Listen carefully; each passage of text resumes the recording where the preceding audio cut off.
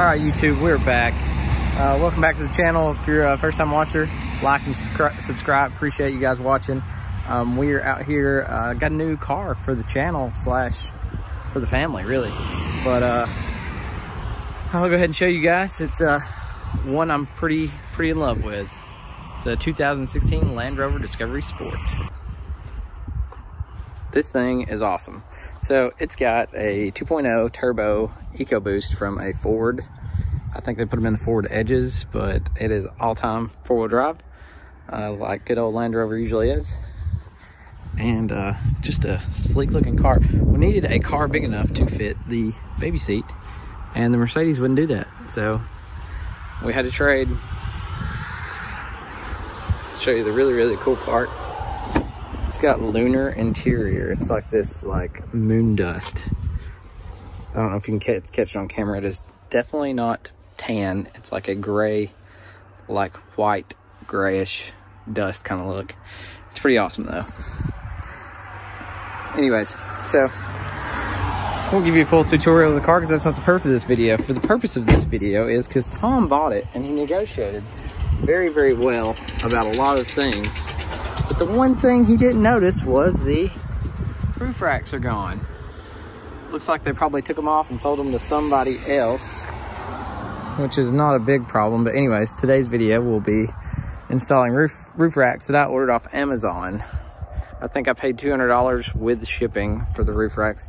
They look really good though. It's the gloss black, so it matches all this trim, this black trim that got around the car, which needs to be cleaned.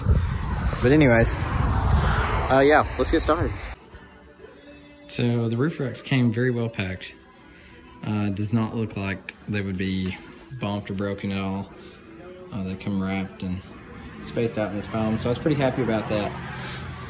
I'll try to do a screenshot of where I ordered them off of, like on Amazon.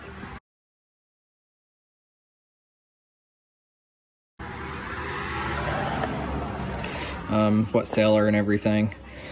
But anyways, this is how it comes. It's got your little clips to cover up all the holes in it and the brackets needed. We're gonna get started doing this, and I'll tell you guys what to do and how it goes.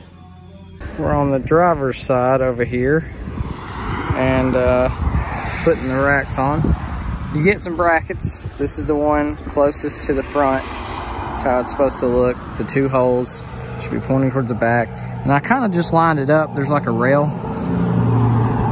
Sorry about all the traffic noise. My parents live on the main highway. It's pretty annoying. Anyways, so I just kind of lined it up with this back rail right here. And pushed it back. Put some blue Loctite in it and did some ugga-duggas on it. It says Newton meter torque specs. I'll probably go get the torque wrench and do that. Or I may not. I may just ugga-dug it and just let the Loctite do its thing. But anyways, you just use the factory bolts that come installed in here. I mean, even if with the strips, I think they're installed. But anyways, this is the way this bracket goes. You need to pop all these clips off. They're like... Sorry, again, there's plastic clips all down through here that I had to pop off. See, that's some of the reminiscence of what was under the clips.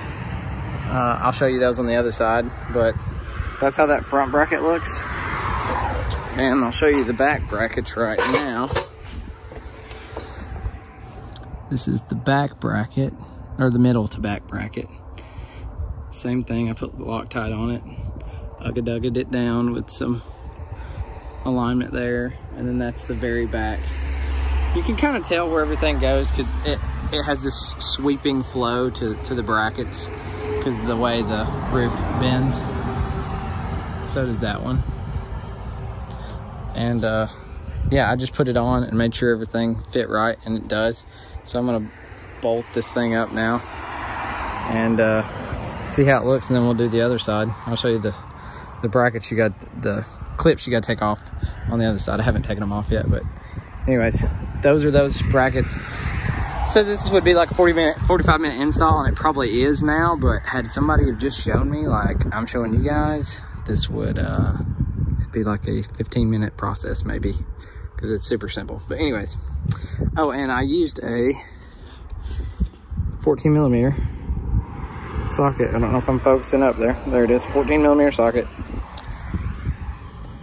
And I used a screwdriver to pop the brackets off. But there's that, and we're gonna get to it, and I'm gonna put this one on and see how it looks. All right, guys, pro tip. Put these bolts on first, leave them loose, but put them on first. Go ahead and put your Loctite, put your bolts down in there, but leave them loose, and then line your front up, because that's gonna be your part that you're gonna be seeing from the ground. Line it up flush with the windshield line, like see down there, right? Line that gasket and everything up flush with the windshield line, and then bolt the front down first. I mean, like, snug it, secure it down first, and then go back to the ones you had already put in and go ahead and snug those down. But I'm really pleased, man. It is super sturdy. I mean, it's gonna be fine for like ratcheting, you know, your luggage or anything up there. I wouldn't recommend standing on them, but you know, they're aesthetically pleasing, and they weren't too ridiculously expensive. I mean, I'm sure, you know, it's a little more than a lot of people like to pay, but you know, you're buying roof racks for a Land Rover, so you gotta kind of expect to give a little bit on the price. But anyways, that's one done. I'm gonna put the clips in last, but we're gonna go do that other side really fast. I'll show you the clips over there that I was talking about taking off. But I'm pleased, looks good. So I scratched it up, but for good reason. It sucks. God, it looks so good. It's all right. Nobody will ever see it, and that now fits flush. So there's a screw. I don't know if you can see it on the other one. I'm gonna zoom in. You see that screw right there? Right there, that little dude in there? Well, some idiots put it right where you pop one of these suckers in. Sorry, I'm still zoomed in. Where you pop one of these suckers in. So like when I went to mash it down, this side stood up, and I kept thinking that I had this in backwards. So I pried on it, causing scrapes and nicks and all that stuff, till I figured out it was that freaking screw in there.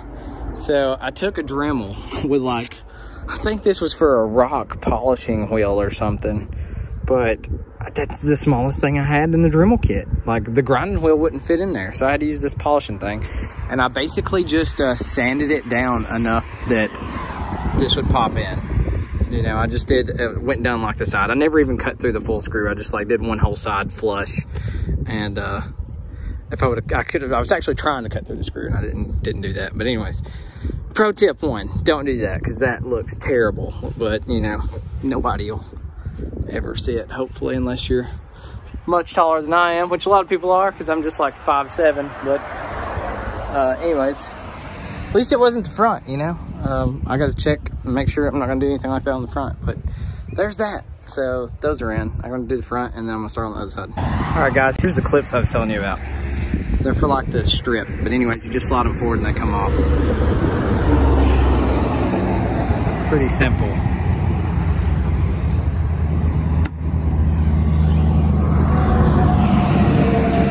All right, I went ahead and Loctited that one in, lined it up. I'm gonna do the rest. All right, YouTube, the car's done. I kind of had to rush through this last one because I got to go work 8-hour shift tonight on the 2nd. So anyways, they look good. The fitment was great. I definitely recommend these. I will put the screenshot of where I bought them from on Amazon, what seller. And like I said, no complaints. I really like the fitment. The gasket on there.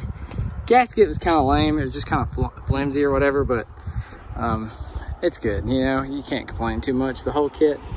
Kind of wish they had a piece, filler piece to go down that rail, but maybe that's there so you can run a strap under it easier. I don't know. That gap under the rail. You know, where the old strip was or whatever in the middle. But anyways, I like it. Hope you guys like the new car. We'll be doing a lot more modifications to it after we get it paid off. We're gonna pay it off and then get the wife full size something, and I'll inherit this, or so is the plan. Plans change, but I'm thinking do a little something to this area, some little wow, and then a little bit of that, maybe. I don't know. We'll see. We'll see. See what the future brings here. But all right, thank y'all watching. It turned out to be a beautiful day out here in Pikeville, Tennessee. Great. It's like 70 degrees, and it's like 10 days till Christmas, so you can't complain. It's actually like 7 days till Christmas. Anyways, thank y'all for watching, and hit the like and the subscribe button, and we'll see y'all next time.